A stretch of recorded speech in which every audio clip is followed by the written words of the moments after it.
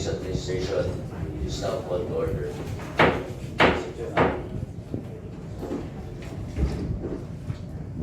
Yes, sir. Mr. Chairman, may move to dispense for the following rule. So move, Mr. Chairman. Is there any objection? There being none, the motion is approved.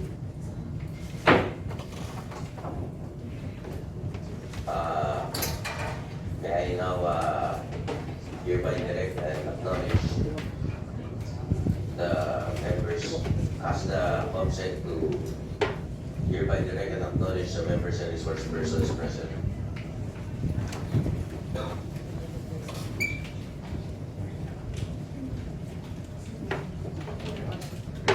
Good afternoon.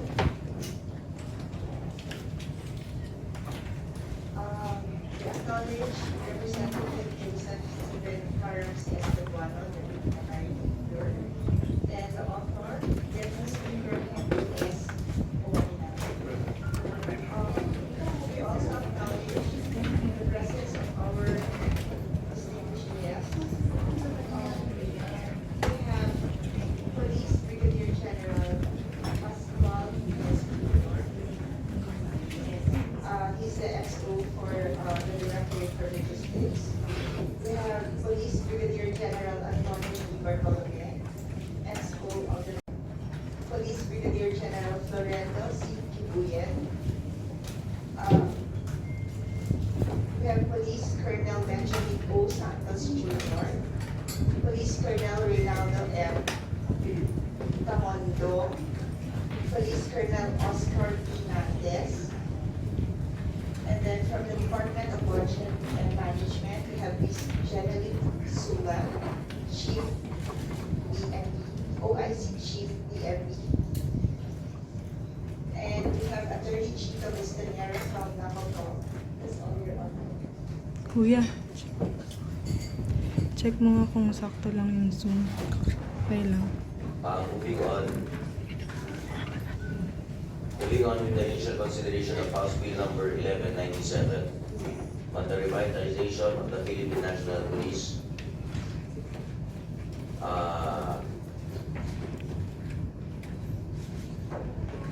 Let us just adopt the explanatory note, sir.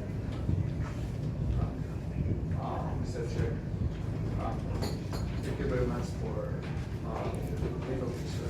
Thank you very much for this subcommittee police for administration. Before I will manifest for the adoption of my explanatory note as the sponsorship speech, may I present in administrative matters, Mr. Chair, in relation to this bill, which probably our committee secretariat, if it is not yet elevated to the chair, can make a clarification as to the updates of this bill. This representation, Mr. Chair, filed 3 bills in relation to the Philippine National Police and 1 resolution, which also calls for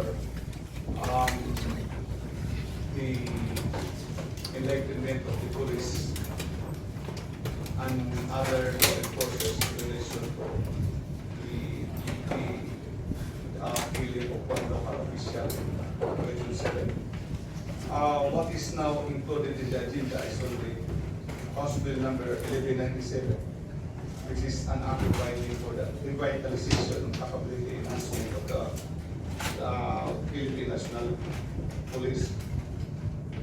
Actually, Mr. Chair, as a backgrounder, this is part of the modernization bill of the Philippine National Police, which was filed back in the 11th Congress. It languished into different congresses, and last 17th Congress, I was a member of this Public Order and Safety Committee. It almost was approved, but for lack of material time, it was only approved in committee level. It was not, it didn't reach to the plenary, much more to the Senate.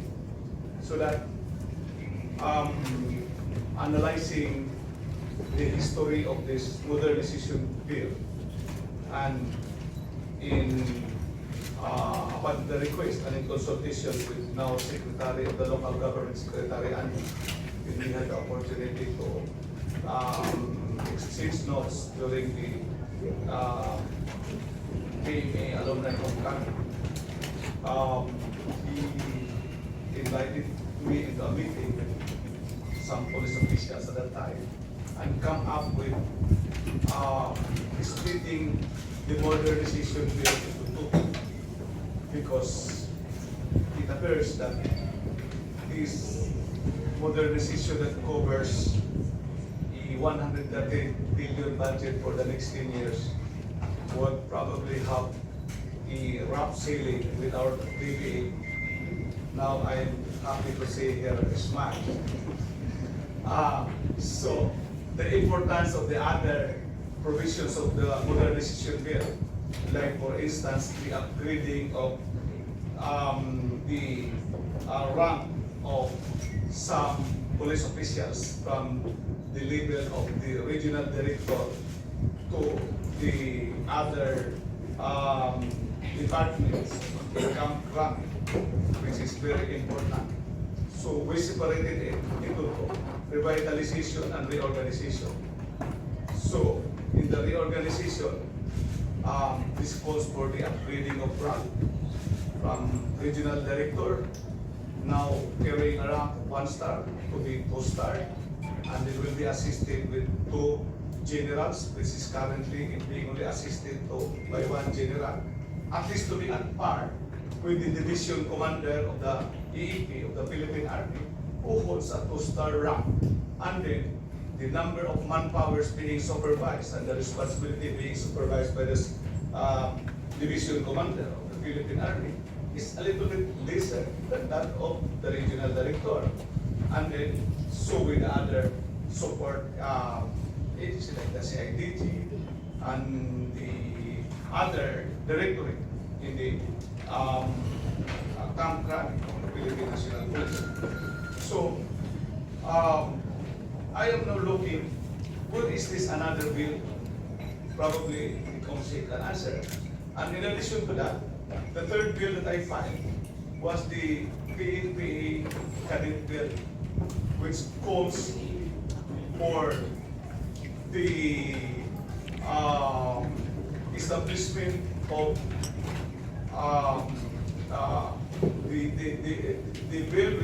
It will become a law, would put the PNPA cadet to be at par with the Philippine military PNPA cadet. What is that salient features there? In the PNP, once the cadet is accepted in the PNP, he automatically becomes a government employee, receiving a salary without commensurate to the rank, and enjoying all the benefits of PNP official. While in the case of the PNPA, he is just a job order employee, because PNPA is covered by civil service, the PNPA is not. So that the bill calls for coming up with a provision that this PNPA cadet would be more or less of the same, to enjoy the same benefits and privileges with that of the PNPA cadet. So before proceeding further, because especially this reorganization and the revitalizations are interrelated, may know from the Comsec research here, what is the status of these other 2 bills that I have filed? Because what is included in that agenda now is only one House bill, which is the Revitalization and Capability Enhancement Bill.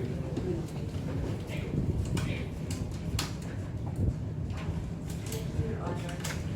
Sir, regarding the we took it out in the Model Committee and then for review.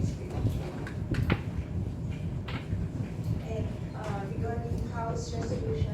Before that, okay. You refer that to a TWG. I'm a little bit surprised insofar as our parliamentary procedure here. Because the bill cannot be referred into a TWG if it is not yet first deliberated and the author has given the chance to sponsor the bill. As far as I can recall, I have not sponsored the bill. I was even following it up with the mother committee. When will the bill be calendared so that I can sponsor and then it will move in the same manner as I am making a follow-up on this particular bill. Yes, ma'am. Sir, the PNP organization was taken up with the ES Bills. You were there, sir, and with Representatives Jericho Nograles, who was one of the authors of the ES Bill, and Representative Kamanshan, and the DWG SPKR. Yes, ma'am, but I think the secretariat took it on a wrong context. During the deliberation of the mother committee, what was deliberated and calendared was only the EAS bill. My bill was not included. I only raised the matter that this provision of the EAS is part of the provision of my reorganization bill. The EAS bill is so specific that it calls for the transfer of supervision of the internal affairs from the police to the office of the president, which I was making my manifestation that based on my experience and with what I heard with police officials, particularly the former PNP chief, when that was deliberated in the previous Congress, that internal affairs, which calls for the discipline of the police officials, is the command responsibility of the PNP chief. So that if you divest it from the PNP chief, from the PNP institution, as if you are taking away the disciplinary measures from the PNP chief. I raised that point, that it was part, so that my bill, which does not only involve SPKR, it is just one of the provisions. If ever that should be agreed, it should be the surviving bill. No? So how can it be the surviving bill when it is not yet being sponsored and deliberated? So while I say that my position there, that EAS bill should be taken into consideration when we deliberate the reorganization bill. Kasi yan, isa lang itong reorganization bill. Ang dami ang coverage. EAS is just part of the organization of the Philippine National Police. So, I would suggest that that should not be, if it should be in a TWG, then it should wait for my bill to be sponsored as a matter of procedure. Second thing, if it's referred now to the TWG, may I know if the TWG was created and who is the chairman of the TWG? Because if it is just referred to the TWG without any chairman and members designated into it, then it will become, the bill now will be in a limbo. May I know, so that that will be reported to the mother committee. Sir, during the meeting, sir, when the DWG was being where to share So it,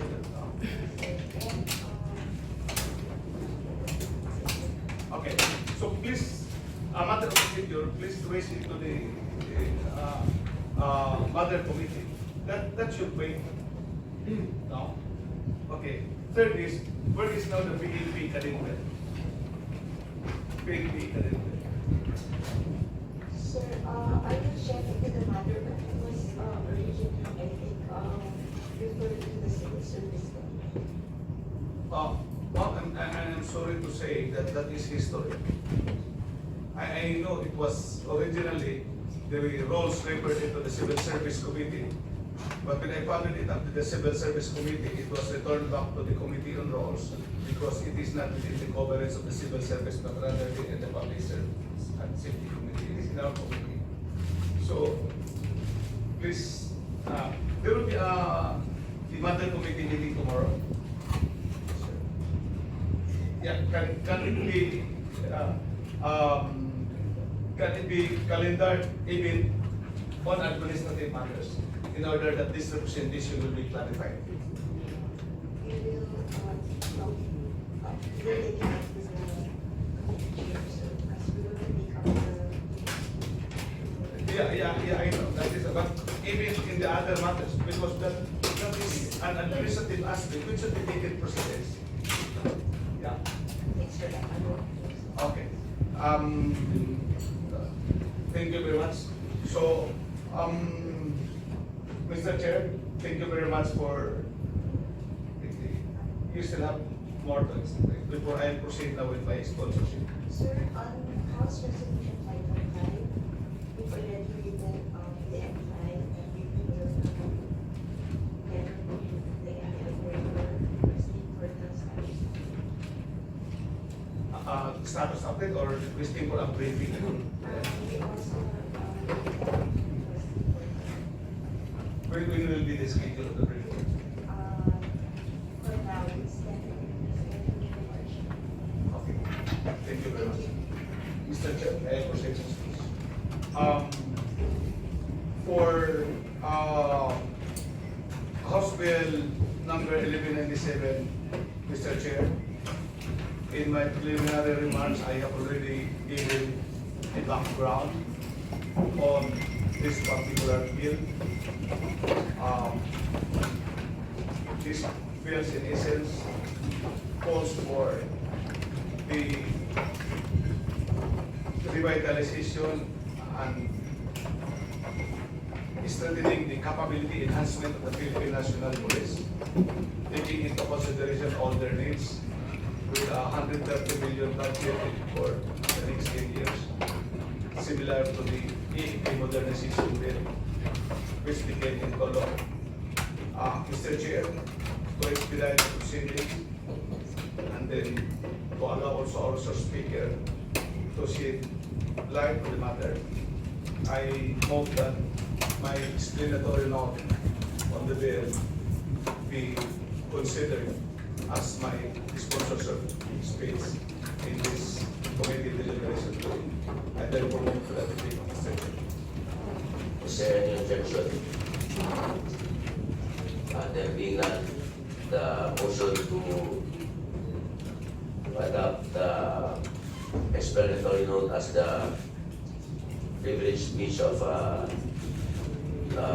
Deputy Speaker OAMINAL is hereby approved. Before I continue, let me just acknowledge Representative Hernandez. Afternoon, ma'am. And let me just read my remarks as a chairperson on this House Bill 1197. Good afternoon, distinguished colleagues, resource persons, ladies and gentlemen. Thank you for taking time out from your busy schedule to join us today. It is my pleasure to welcome you personally to the first meeting of the Subcommittee on Police Administration on House Bill number 1197 entitled An Act Providing for the Revitalization and Capability Enhancement of the Philippine National Police, appropriating funds therefore and for other purposes, authored by the Honorable Deputy Speaker Henry S. Ominal of the 2nd District of Misamis Occidental. The current modernization efforts of the PNP are mainly funded through the Capability Enhancement Program, which is a special budgetary allocation under the General Appropriations Act. Recently, the PNP reported that it has acquired 3 billion worth of new combat, ability, and surveillance equipment, including helicopters, drones, and land vehicles, and firearms stockpiles. The said amount was sourced to the Capability Enhancement Program funds from the years 2012 to 2016 and 2018 to 2019. the Presidential Contingency Fund, and the Asia Pacific Economic Cooperation 2015 budget. Under the Bill of Deputy Speaker OAMINAL, the proposed revitalization and capability enhancement program shall be placed on an amount of at least 40 billion for the first 3 years and on a ceiling of 130 billion for the full period of implementation. As chairman of the sub, with their valuable inputs and recommendations, we will be able to craft a measure that will genuinely reflect and publicly support the PNP's aspirations towards a truly modernized and professional police organization that will live up to its credo to serve and protect the Filipino people. Thank you.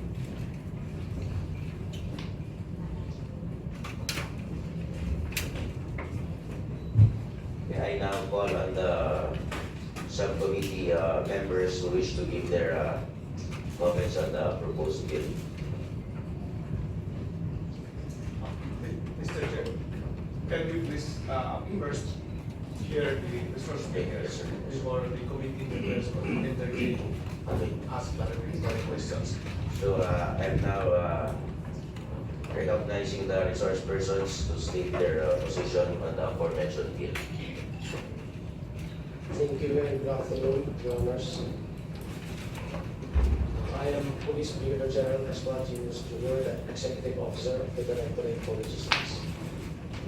On behalf of the entire Philippine National Police, led by its Chief Police General Archie Francisco F. Gamboa, I would like to express the sincerest gratitude of all the PNP men and women of uniform to the members of the Subcommittee on Police Administration, led by Sir Vice Chairperson, Honorable Congressman Samuel Ektan, for promptly scheduling the deliberation of House Bill 1197 for the PNP Revitalization and Capability Enhancement Act, and Honorable Congressman Narciso R. Bravo Jr., the Chairperson of the Committee on Public Order and Safety, for shepherding this part of the PNP priority bill.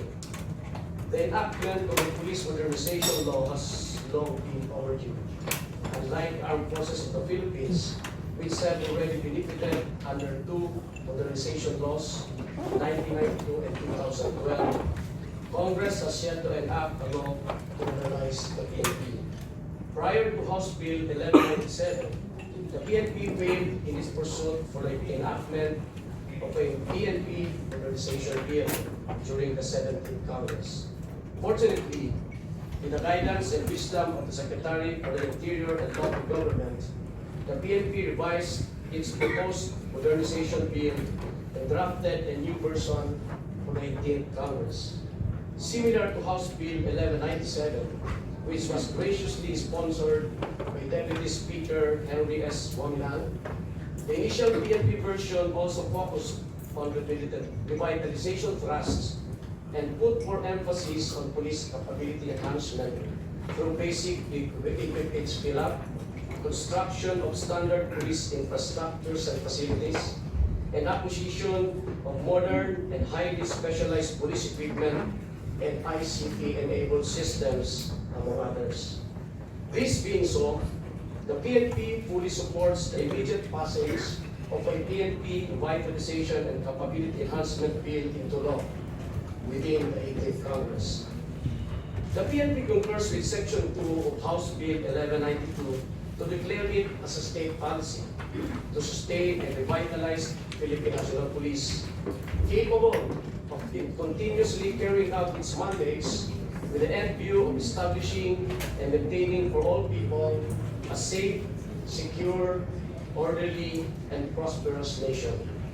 Under Section 3 of this bill, the PNP shall pursue a revitalization thrust that adopts a basic to modern pattern of progression in order to achieve a dynamic level of performance and pursue modern approaches against transnational crime and emerging forms of criminality, insurgency, and serious threats to national security, including terrorism.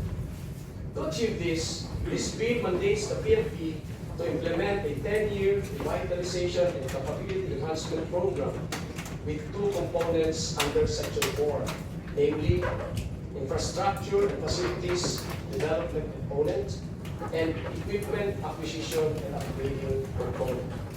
On one hand, the equipment acquisition and upgrading component aims to achieve basic fill-up of move, shoot, communicate, and investigate equipage and acquire modern assets for enhanced PNP capabilities based on operational needs assessment. On the other hand, to optimize government spending on the construction and upgrading of camps, police stations, and community precincts, and other police structures, provisions have been made for real estate acquisition, titling, and management under the infrastructure and facilities development component. To fully implement the projects and activities that will be laid down in the 10-year PNP Revitalization and Capability Enhancement Program, Section 9 of this bill seeks to create a trust fund to support the 130 billion pesos required budget as estimated under Section 6 thereof. Likewise, the PNP supports the other salient provisions of House Bill 1197 as follows. First, Section 10, which seeks to exempt the PNP from payment of taxes and customs duties for the following transactions.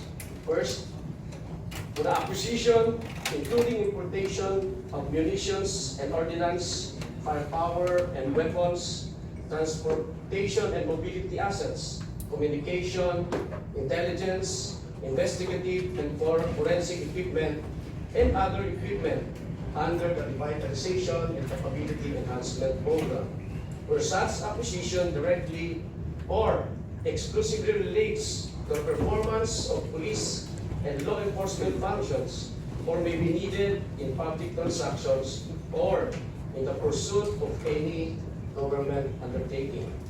And second, for donations from local or foreign sources. Section 11, which provides for fund augmentation from provincial, city, and municipal governments for local police stations.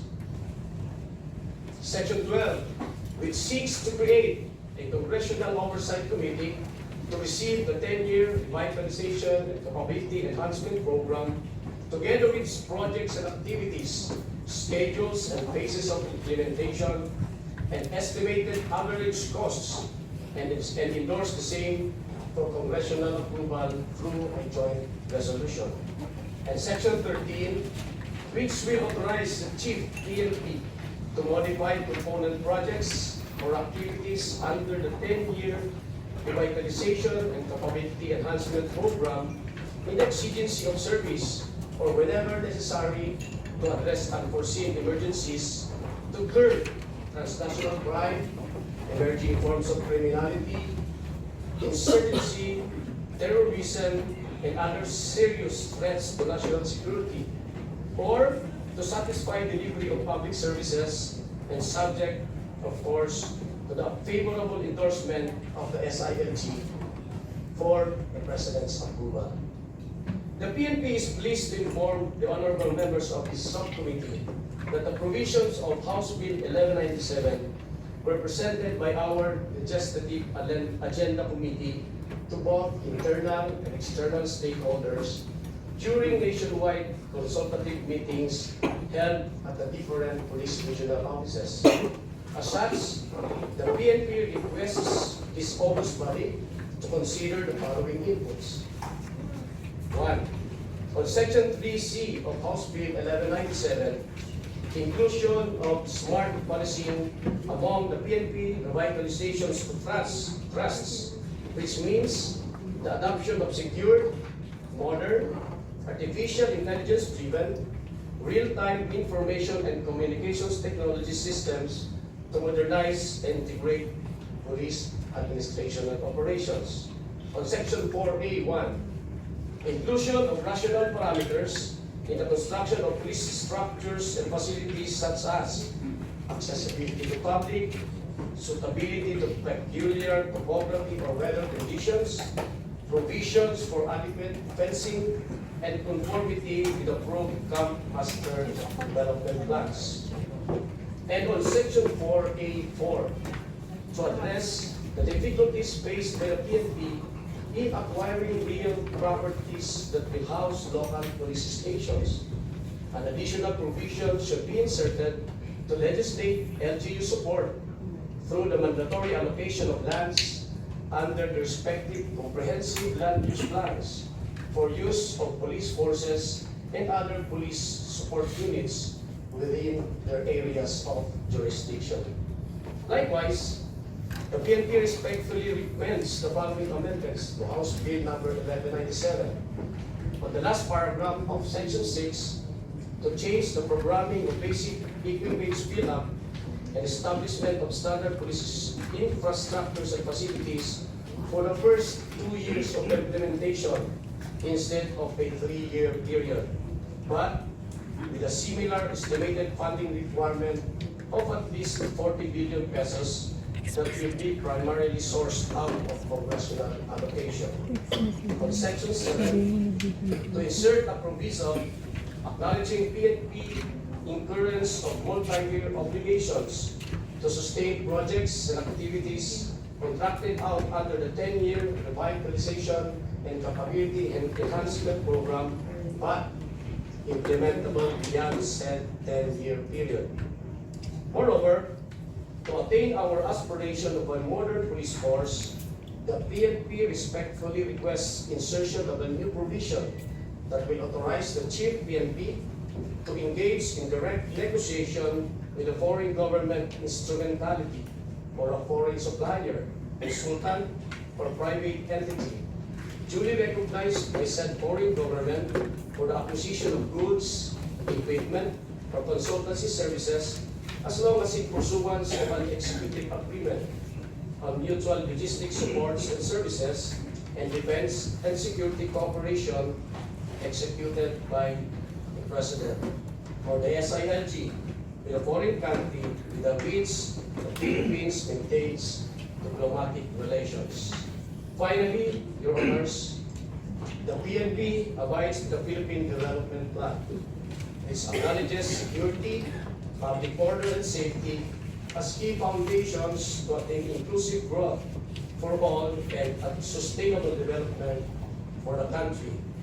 The formulated strategies under said plan underscore the need to enhance police capability, not only to ensure security, public order, and safety, but to contribute in achieving the objectives of our nation's long-term vision, ambition natin 2040.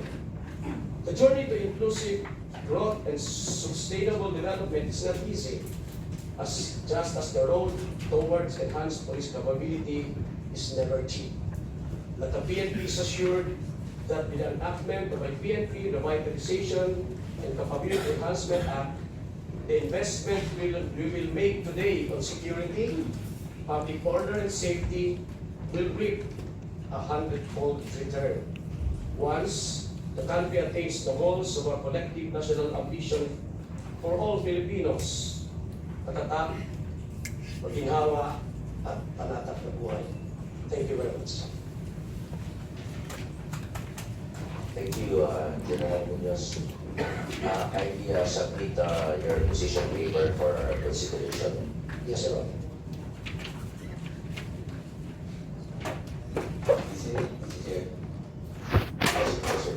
Chair, I'd just like to ask the General Munoz. Mr. Chairman, when we is a copy on the address to the chair of the subcommittee from the PNP with regards to the position of the PNP on the subject matter of the Mr. Chairman. You see, may I ask the General Munoz, all that you have said in your manifestation or position is all written in this letter addressed to the chairman of the subcommittee. Yes, Mr. Chair. So with that, Mr. Chairman, I think the PNP no need, we don't need to further to submit the position paper because it is stated and it was confirmed by pwede namin use that all the statement coming from him is all stated in the position paper being addressed to the chair from the office of the chief PNP. Thank you, Mr. Chairman. And Mr. Chairman, second, Mr. Chairman, before, unless otherwise there are other PNP resource person to speak, Mr. Chairman, can we get from their position of DBM with regards to the position of the chief PNP addressed to the subcommittee chair? DBM, do you have the copy? Anyway, Mr. Chairman, siguro naman narinig naman ng taga-DBM na posisyon ng PNP. So, it's all about budget, Madam Songga. Yes, sir. No, please address the chair. Wait, be recognized by the chair. Thank you. Thank you, Mr. Chairman. Thank you, Congressman Laguano. May we ask for the position of the DBM, representative from DBM to state their position. Good afternoon. For section 6, on the program shall be based on the amount at least 40 billion pesos for the first 3 years and the ceiling of 150 billion for the full period of implementation. Our comment is that the requirements to fully implement the proposed program will require substantial amount. Given the limited resources of the national government, the OF may identify additional revenue measures that will cover the same, subject to congressional approval. And for the section 7, the revitalization and capability enhancement program under this act shall be implemented for over a period of 10 years.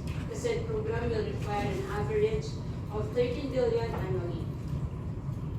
Under section 8, the amount necessary to support the rehabilitation and capability enhancement projects and activities under the program up to joint resolution shall be appropriated by the Congress.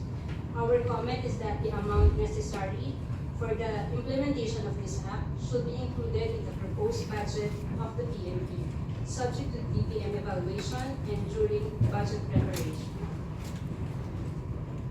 Under section 9, for the creation of a trust fund to be known as the Revitalization and Capability Enhancement Trust Fund.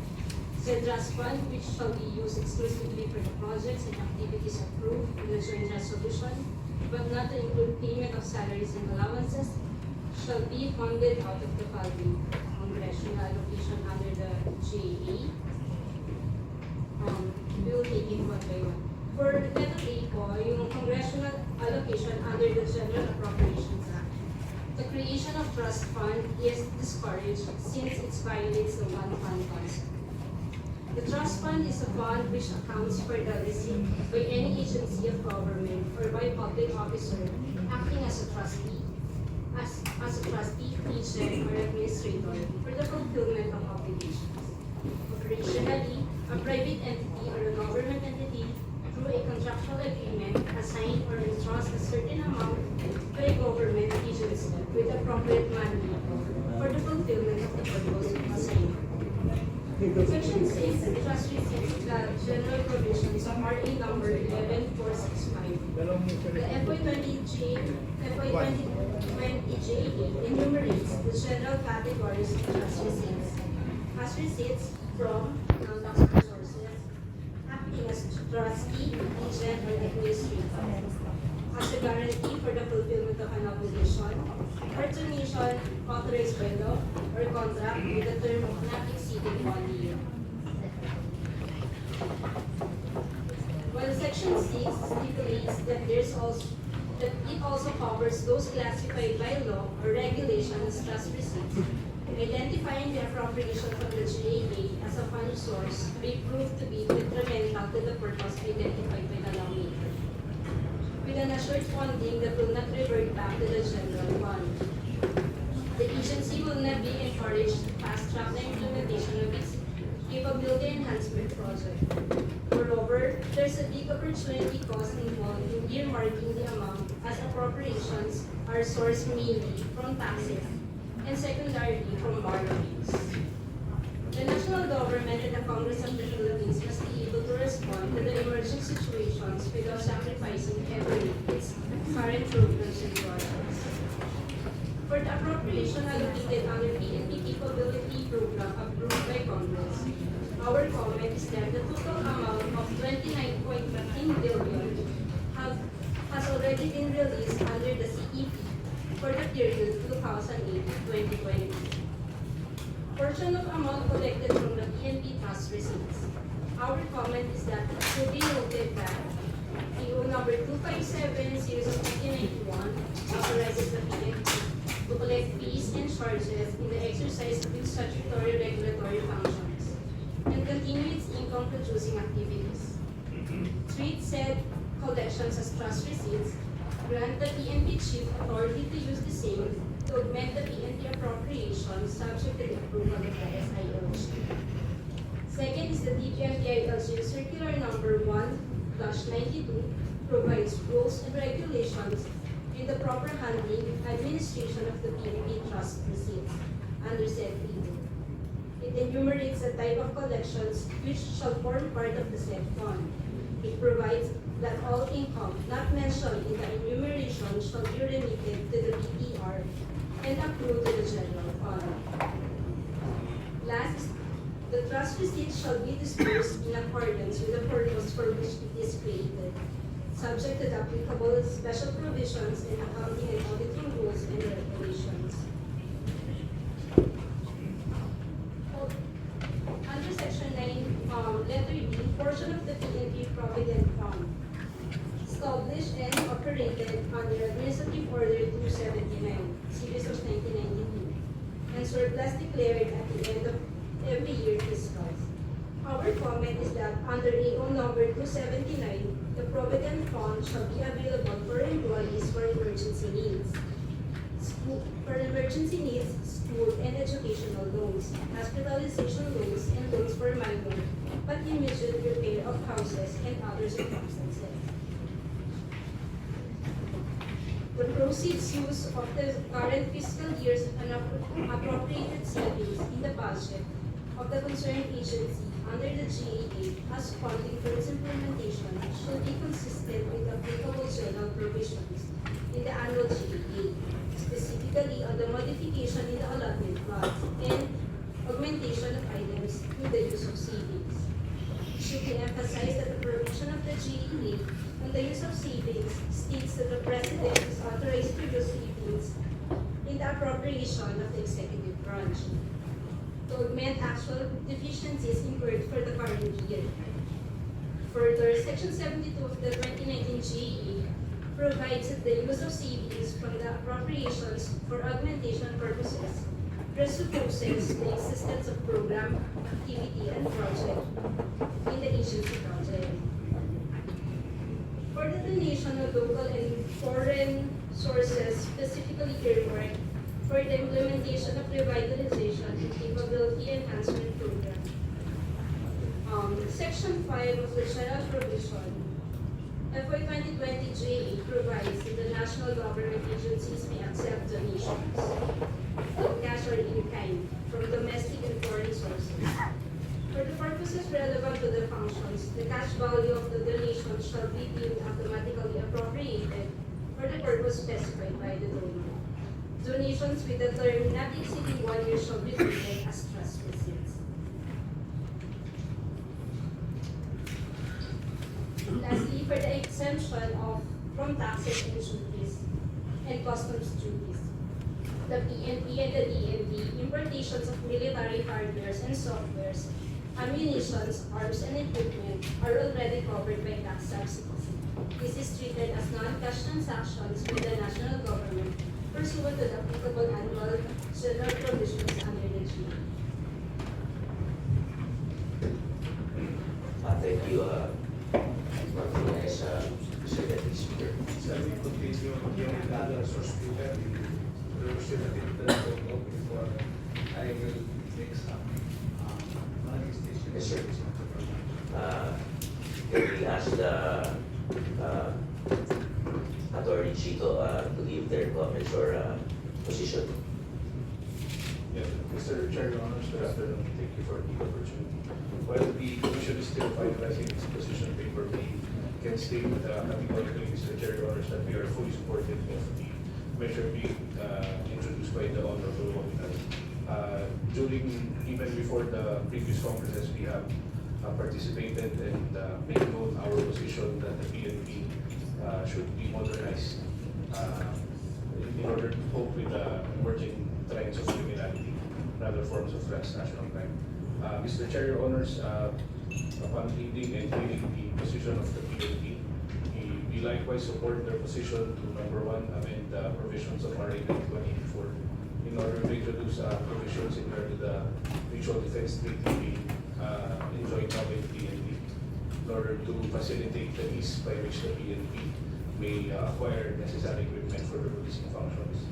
Secondly, Mr. Chair, Your Honors, we also support the position that local government units should provide, as a matter of obligation, real property to the PNP for use in the construction of their police stations, precisely because this will benefit the locality. And as deputies of the National Police Commission, our local chief executives are duty bound to support the PNP in their efforts to maintain peace and order. As one of the grounds for the withdrawal of deputation is in fact engaging in acts which negate the effectiveness of police and order government.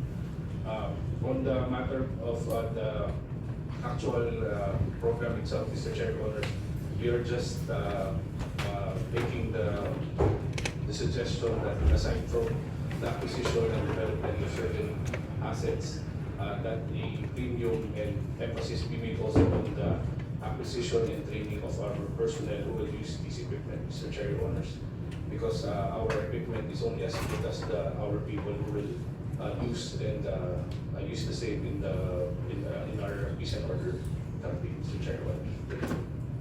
Thank you, Attorney Chito.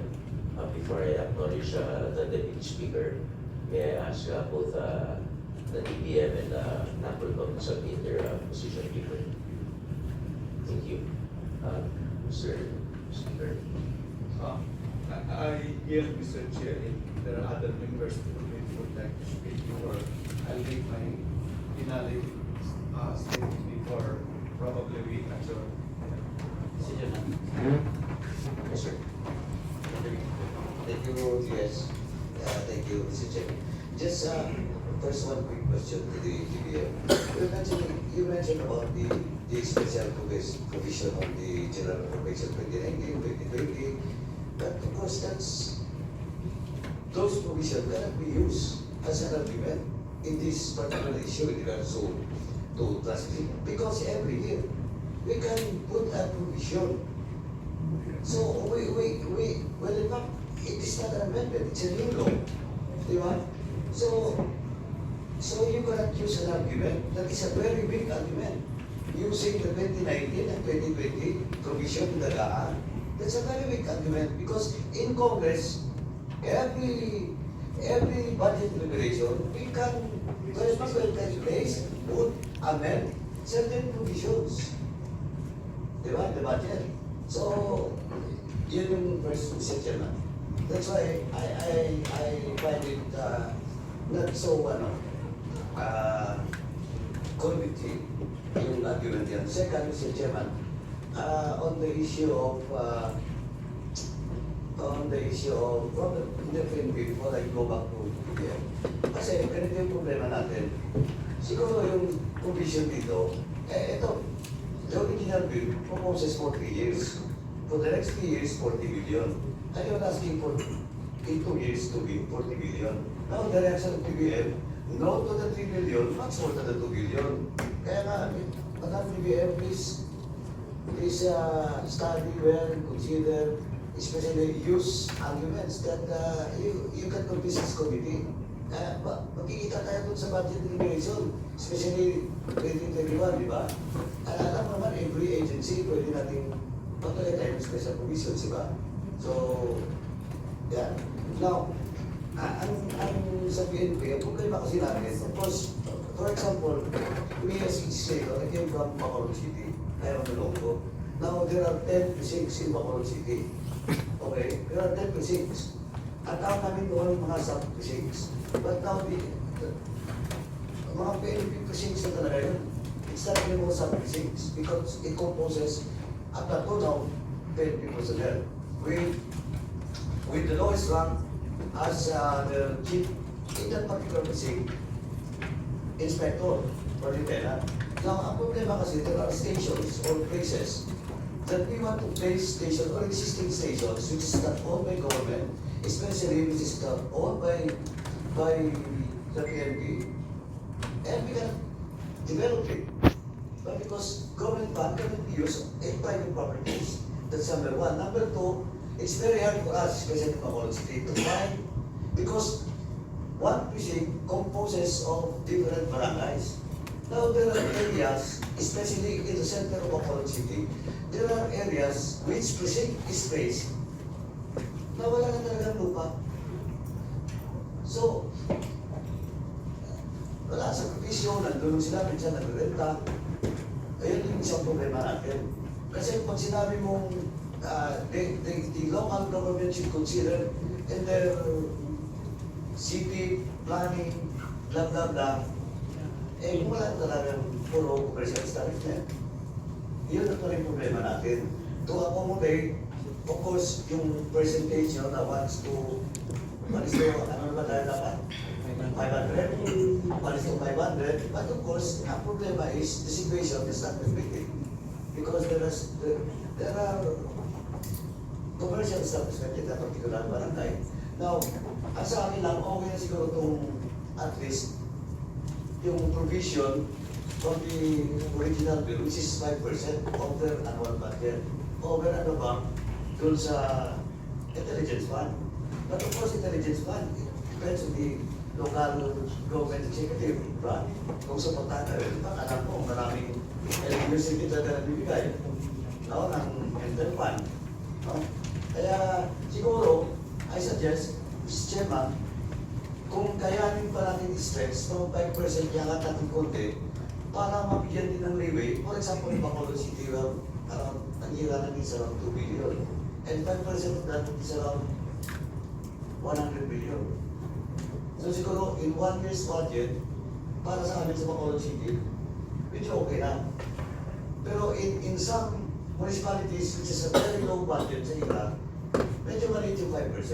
Siguro, pwede natin categorize kapag higher organized cities with ganitong ira, ganito dapat ang percentage to consider those municipalities na maliit talagang ira. Kasi pag maliit ang ira, for example, ang ira is only 20 million, that's only 140,000 kung 7%. Diba? So, napakaliit ito para sa ating mga police. Now, yun yung isang practical issue na kung nandun ka sa baba, alam mo talaga, well, impact development yung mga stations natin doon. From our bigger budget sa LIP, eh kami pa nagpapa-rehabilitate, sira-sira yung mga bubong, sira-sira yung walang bakod, sa stasyon namin walang bakod, tapos pinagawayan pa ng dating congressman, at saka ng mayor, kasi dating mayor, ang congressman naging mayor, kaya ngayong bagong mayor, na ito-ito development doon, natamaan yung project ng police, natamaan tuloy yung project ng bumubong congressman. Dahil ayaw niya rin, kaya ang daming complication ng sistema. Now, that's why I suggest na we should not stick on the city or municipal planning. It's more on the resources that will be allocated to you. Bahala kayo, kung wala talaga sa stasyon yun, walang lugar, na pagtatayuan, so magrenta tayo.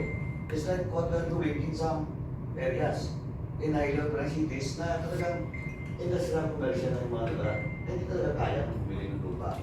Now, that's number one. Number two, 6-7. Now, ang isa pa yung question of sa DBM at saka sa PNP, question of multi-year obligation. Of course, 10 years. 10 years. Walang president dito. na 10-year, multi-year, mayroon ba? BBM? Wala. Of course, wala. But 2 years, 3 years, o mayroon. Ibig sabihin, ayun, balik ko rin sa'yo, yung argument mo kanina kasi, sabi ko na nga, we can put a proviso in the budget of the PNP in relation to the bill of Congressman D.S. OAMINAL. Pwede kami maglagay ng release, di ba? Oh, so, hindi, weak pa rin argument yun. Madam BBN. Ha? Medyo, ano ko lang, siguro, this will not be the first the last hearing, Mr. Chairman.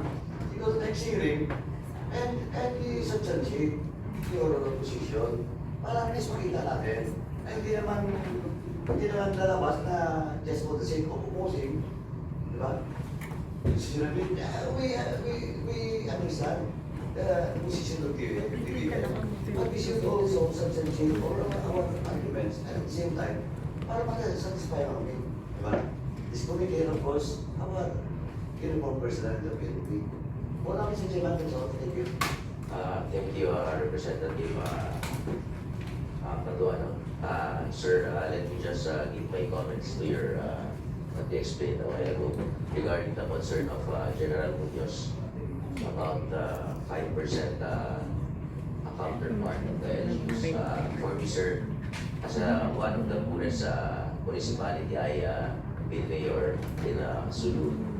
Malaki na po yung 5%.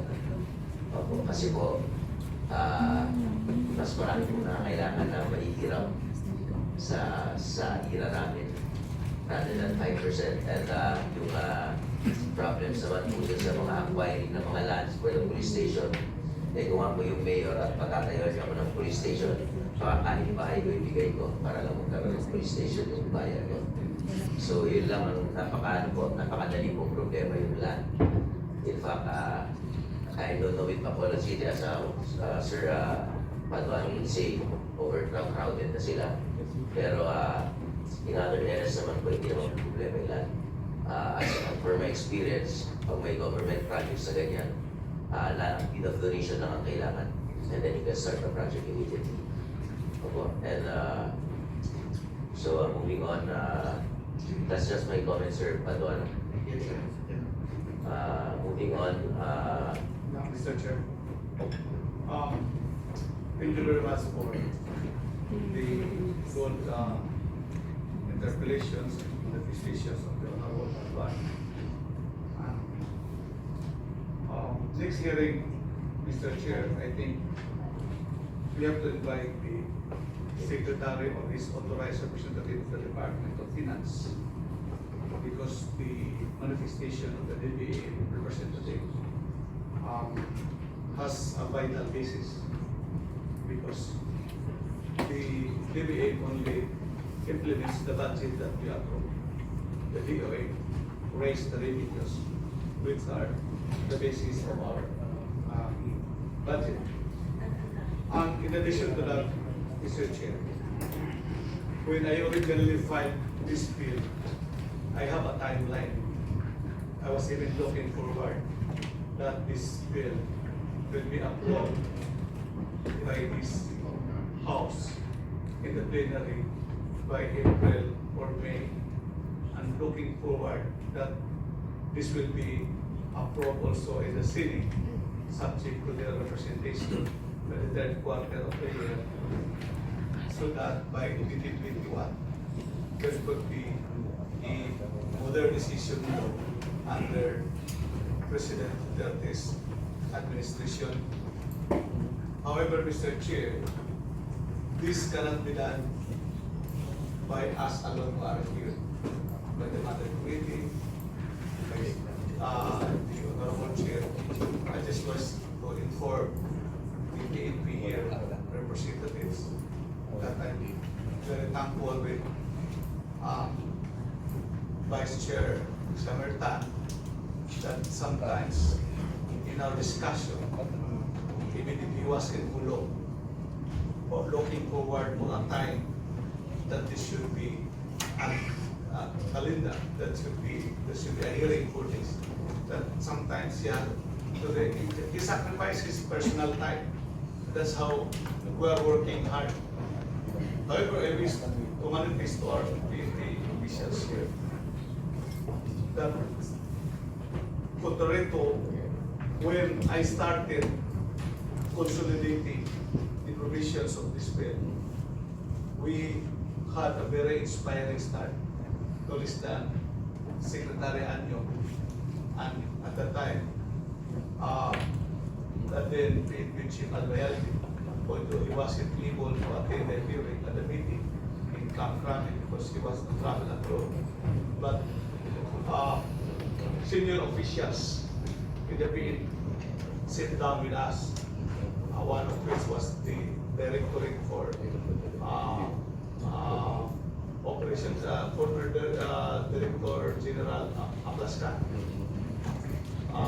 Was he Directorate for Operations or yeah, and then supporting General Asorin of the BTRA. Because of that time plan, we were trying to reach you out because we made that was last July before the opening of the Congress. After that, there's a change of leadership that was trying to reach out the PNP Institute for a meeting because we need your support. And there is even a provision here when I review later that it is something that is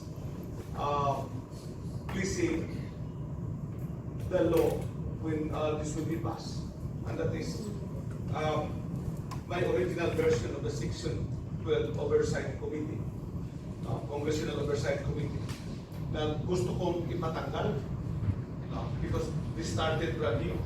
Kasi nilagay dito, there is by created a congressional by the Speaker of the House of Representatives and the Senate for consideration and approval in a joint resolution. So ibig sabihin, mapasa na natin ito tulong, yet the programs that we have to do, pabalik pa sa Kongreso through the Oversight Committee. And it's not easy to pass. Even if it is, because even if it is through a joint resolution of a Oversight Committee, it will still pass through the normal process of here in Congress, the procedures. No. But, you know, sir, that was last year, and until now, we cannot get an appointment from the leadership of the PNP. While Secretary Anyo last December was available, but we cannot post everything because of the absence of. So, as I said, we cannot be interested. Well, it is our desire.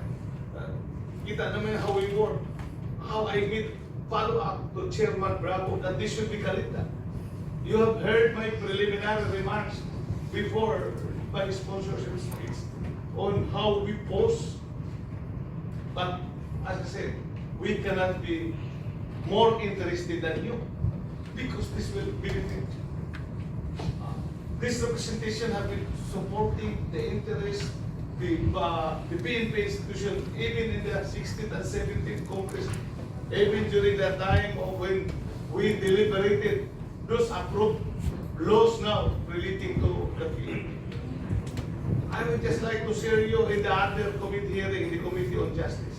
There was a good bill there, and that is providing free legal assistance to PNP personnel charged in relation to the performance of these duties, including the military. I was proposing that it is not only legal, but also financial. But you know, the military was represented by a two-star general. The PNP institution only sent a captain to represent the institution. So that's why we could have approved the bill at that time in the committee level. But other committee members will ask, are you interested with this bill or not? The question that the PNP chief is not available, we could say, is the Directorate for Operations, the Director, the Deputy Director General for Operations or Administrations, or the third or fourth in command, not the captain. That is why, Mr. Chair, because of there are still other departments like the DOA, which we have to hear before we will consolidate the final version. You know, the comments of the DBM, we have anticipated that. That could have been, the meeting could have strategized how we will attend to some sort of the reservations of the DBM. I'd just like to share to you, this representation, aside from being the principal author, was the chairman of the technical working group for the establishment of a judicial marshal that will provide escort to judiciary personnel, judges, and etc., which has investigative powers under the Supreme Court. There was a strong opposition from you. The bill is something new to us, but it is patterned on the U.S. Marshal of the United States. But we are able to come up with a smooth ceiling in the committee because in a preliminary meeting, we reached out to the Supreme Court. The Supreme Court knowledge that the court administrator and one of the justices sit down with us in order to address the opposition, because the opposition of the police was legal, was valid. The opposition of the NBI was valid because you are already close with the investigation of offenses, the NBI. So there might be some conflict. There was that opposition of the DOJ because the ombudsman is also tasked with an investigatorial powers. The respective opposition is not just easy to address, but because we sit down in a conference, we are able to address. We were able to convince you, the PNP institution, to support the bill, even without investigatorial powers. We were able to convince the NBI, the DOJ, when we invited the legal representative of the U.S. Embassy, also shaped like the service. Your bill has some roughness also before we can pass. That's why I separated the reorganization. But as I said, we cannot do it alone. We need you. How can we strategize? No. When we are not given a time for discussing with you, with your leadership. So that's why, Mr. Chair, we would appreciate that before we set the next hearing of this committee for this bill, because this committee now practice. Now we since it's now in your subcommittee, once we can iron out all some contested provisions, there's no need to create a TWG. We can now come up with a recommendation with the harmonized bill, harmonizing the provisions direct to the mother committee for approval. But before we do that, Mr. Chair, we wish to convey in behalf of, through your leadership, through the subcommittee, that for a meeting with also your senior officials, so that we can sit down and strategize. Like kung this provision, tinanggaling ito sa inyo, sabi ko mali ata ko. Kasi walang ngipin yung batas natin. Kung mapapasa natin, ibabalik pa naman tayo sa Congress to submit our programs and tasks. So this has to be harmonized. No? This is the thing which we wish to convey. No? I have a good regards to your PNP. We have been working together with the 16 and 17 Congress in our fight against illegal drugs, in the war on drugs against the drug laws, spearheaded by our president. We were fighting together, side by side. We supported you. See that in this bill, we need also we need the support of the leadership. So, and then, other than that, I wish to ask if you have requested or proposed also to the Senate for a parallel bill. Because if this is a parallel bill, then we can expedite. No? Because if there is none, they have to wait until this will be approved before they will deliberate it. So we might lack material time. No? This could be a good legacy of the PNP chief of the secretary and the president if this will be passed under this administration, because also of the strong support of PRRT to the cause of the people. So, two concerns. Do you have? If you don't have, I will appreciate Senator Bato is there to make representation so that there will be parallel discussion on the later to expedite the proceeding. And second, we will be very happy and be inspired if your leadership could share time also to sit down in this committee so that the committee members present also could at least be inspired and could also probably have some things to be clarified to the leadership. And then working side by side with your leadership is in a way would expedite the passage of this bill, which I had mentioned earlier has been languishing in Congress. We back on the 11th Congress, and we are now on the 18th Congress. 7 Congresses that passed times 3 years, that's already 21 years. We are trying, we will be doing our best that this bill will be coming to law. We'll see light on this 18th Congress. But again, we cannot do it without the support, without also the shower of concern coming from your institution, from your leadership, because this all pertains to your institution. And I will be very thankful to Secretary, actually Secretary, that mixed representation that is mentioned by this representation because of the importance to the Philippine National Police. That's all for my manifestation, Mr. Chair. Thank you, Mr. Deputy Speaker. Mr. Chairman. Yes, sir.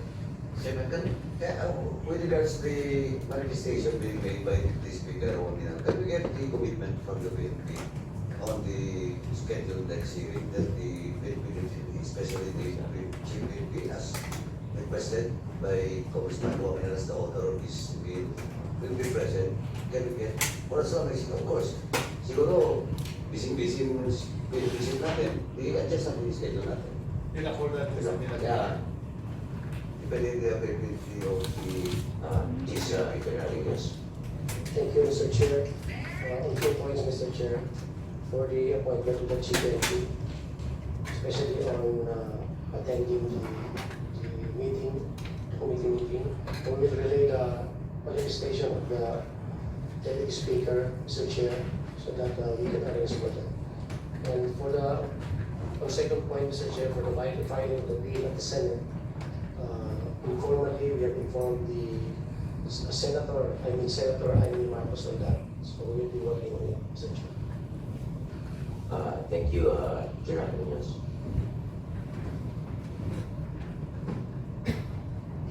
Is there any other agencies or resource persons who wish to give their comments, suggestions, or positions on this House bill?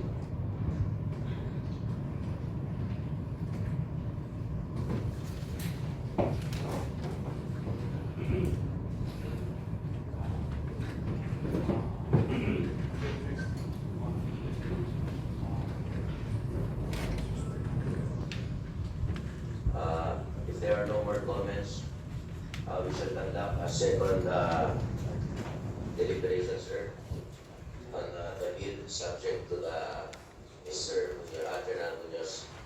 We shall conduct a second deliberation on the bill subject to the availability of the PNP chief. Mr. Chairman. Yes. Then I respectfully suggest, Mr. Chairman, the schedule will be on session day lang because every week we have to travel to the province. Likewise with me, in fact, we're having already problems in the province. That's why I'm going back very soon. Sir, kung pwede siguro, tawagan ko na lang si PNP Chief, may number ako. I-ano nyo na lang po ako, i-channel nyo na lang po ako. I can call him directly. With all due respect po. So, ako na po ang tatanong si schedule ng Chief PNP. Do I hear a motion to adjourn?